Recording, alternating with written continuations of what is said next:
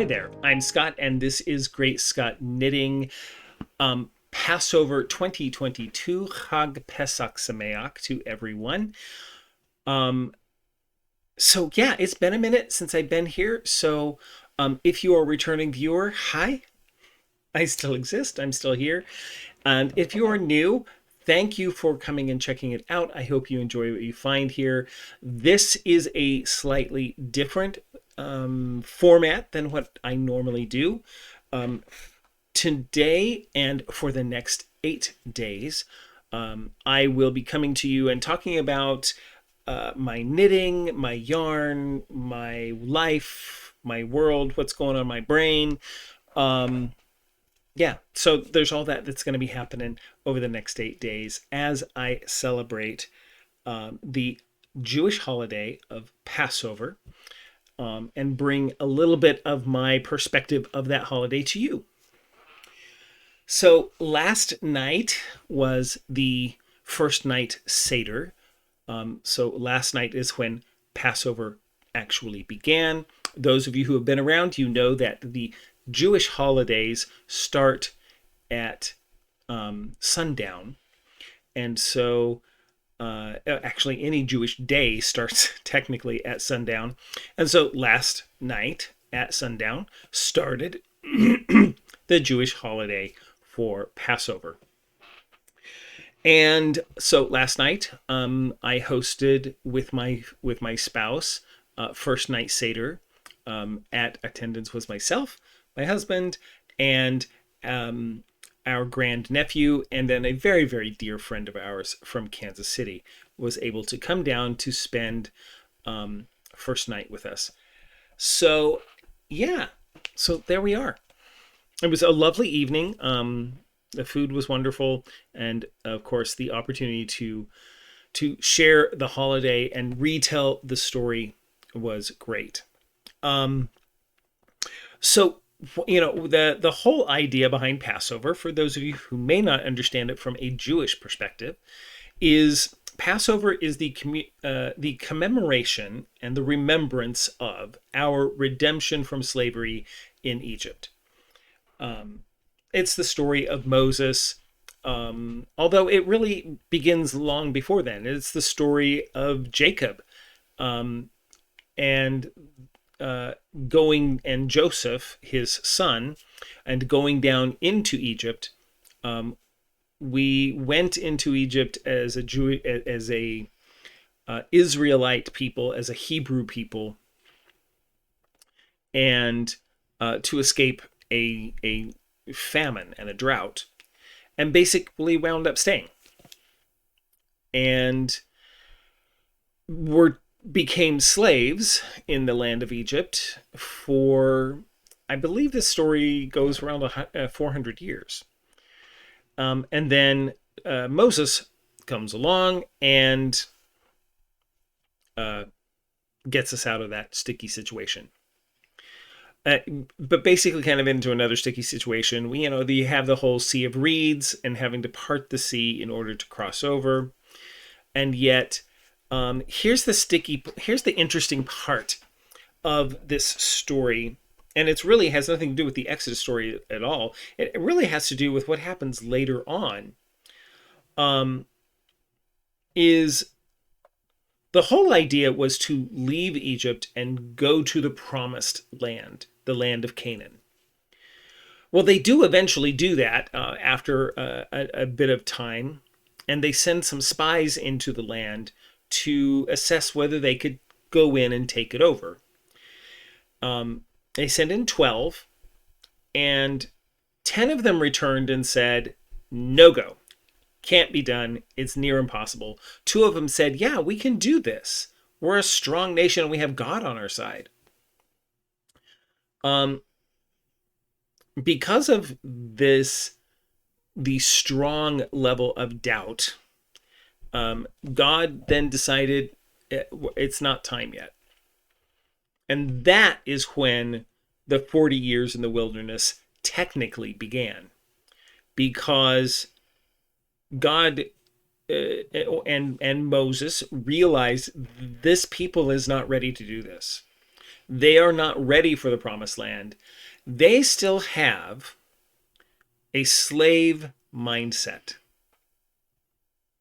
They're not slaves anymore, but they still have the slave mindset. They do not have the attitude, the paradigm of a people that have full control of themselves. They have full responsibility for themselves. They were still following a leader and relying on that leader for everything. They were not leading themselves and did not have the attitude of leading themselves.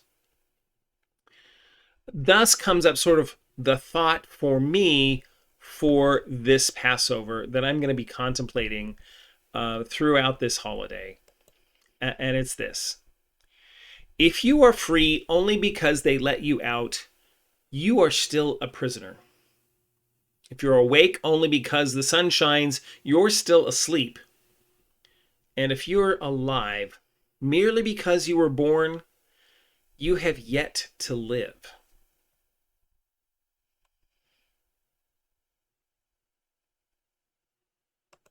Kind of a lot to unpack there. And maybe I'll unpack a little bit of it as we go along. But I think what at least for me, what a lot of this alludes to, number one, is mindset. How do you see yourself? Do you see yourself as a slave? Do you see yourself as just merely a worker? Do you see yourself as just a student? Do you see yourself as a leader? And do you see yourself as fully responsible for your own stuff? Or do we sit back and blame others when things don't go well? I think sometimes we do. When we don't get our way, we blame someone else. When we have major challenges that sideline us and sideswipe us and come at us from the side in one way or another, we often react in a way that does not take responsibility for our part in the situation. And even if we had no part in bringing something on to ourselves, we do have a part in how we choose to respond to it. And I think the key word here is choose. That we have choices, that we can choose to be in control of our responses, or choose to react, or choose not, or maybe not choose, but even when we don't choose, we're making a choice. So that's where my brain is around this right now, is that idea of crafting our mindset, crafting how we want to see the world that we live in, that we exist in. And that's purely individual, how each of us chooses to see the world. And it really is a choice. We have a mental map of how things are. And my mental map of how things are may be very different from yours. Maybe my mental map is to say, I have choices, and everything that happens to me and everything that goes on around me is a result of a choice I have made at some way or another. And if it is not something that I have the control around choice, I do have a choice about how I want to respond. And I can respond with anger and with fear and with hatred, or I can respond with love, kindness, openness, hope. I'm going to go for the latter as much as possible, because I think that creates a better world for me. So it's something for maybe you want to consider. How are you making choices around how you see the world? And if you're not getting out of the world what you want, look at your mindset. Look at how you see the world and maybe change that. Shift it to something that is more positive and see if that gives you better results. That's kind of what I'm doing here with the podcast. I have been gone from this for a couple of months, and so I'm changing how I see it. I'm seeing it as an opportunity to share again with you, and I kind of lost touch with that, and so here is my opportunity to share, and I'm going to get deep into doing some of this sharing. I mean, technically, this is a podcast and a channel about fiber, yarn, and color and knitting. And yeah, so let's get into that part. So really, I think what I'm going to do in terms of sharing that part of that this side of what I'm doing with this Passover podcast is I'm casting on today a new shawl. It's not particularly a new shawl, but it's a new to me shawl. And so I just cast on the very, very beginning of it. It's right here. Cute little tab going on. It is an asymmetric shawl, and it's just getting going. So what I am working on, just casting on, is, let me get this over here to share with you, the Cold Pale Moon Shawl by Helen Kennedy. It is a DK weight shawl, and as you can see, it has some great stuff going on there. It looks to have some great mosaic, and it's a 2-color shawl, and it just looks absolutely lovely. And I'm excited about it. Several of my friends in the community here in Wichita have knit this shawl, and so I'm excited to have the opportunity to cast it on and play around with it. So I do have the yarn I dyed up myself for this project. I'm going with some blue tones, some indigo, although in the camera shot, it's not as dark as it actually is. This is maybe a little closer in terms of its color. It's this dark, this deeper indigo type of blue. And the lighter color is this, it's still based on the indigo color, but in just a very pale version of it with some indigo speckles, as well as some peach, kind of red speckles. I don't know if you can see any of them in here. No, none of the peach speckles are there. But believe me, there's some that are in there, and so as I go along with this, those will start to show up. You can sort of see them in the skein there. There's little pops of red, reddish orange that pop up. So yeah, so this is the shawl I'm going to work on for Passover. I'm going to put everything else aside, and the everything else aside is the Fast Lane shawl by Anthony Casalena, which I have been working on, but that's going to go to the side as I work on Pale Moon for Passover, or Cold Pale Moon for Passover. So that is the key thing there.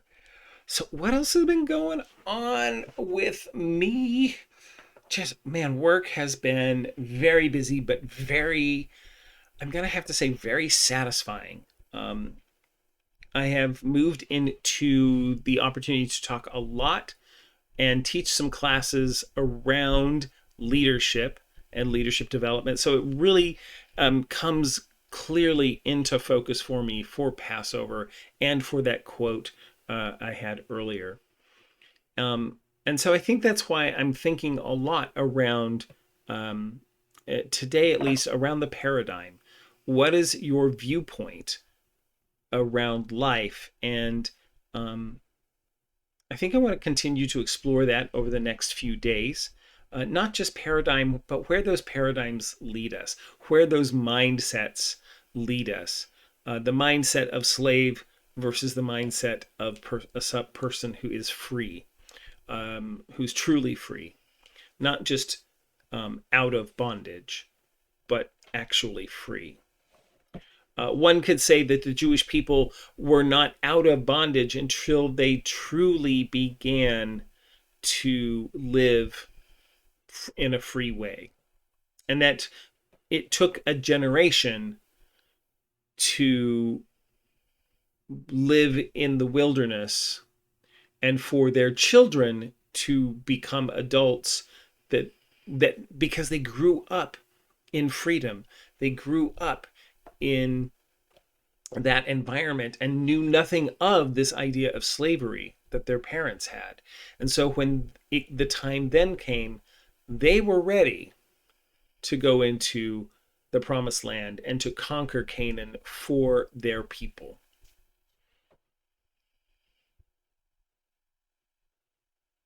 We don't have that luxury, I think, to wait for our children to embrace the freedom that we so desperately need, the redemption from slavery that we so desperately need. And I'm not just talking the idea of the traditional view of slavery. I'm talking about, what are you a slave to? Do you have addictions that you're a slave to? Do you have